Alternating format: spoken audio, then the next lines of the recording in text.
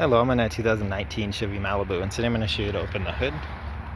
So from the driver's side here, it will pop down, and then this lever will pull. That'll release the safety that keeps the hood shut. And if this is just completely loose, double check this cable's attached. If that's not attached, it's something you might need to address. But we'll go up front now, and you should see the hood slightly loose now. And then if you'll hear, there's a lever, so we're going to push and lift. So push and lift. And then there's an arm here that you can pull up. That just slides into there. So now that's holding the hood up.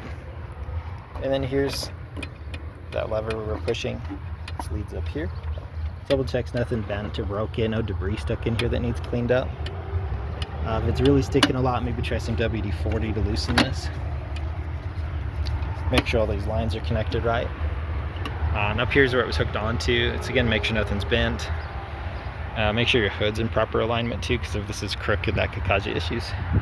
But I hope this is helpful. Hope you have a wonderful day.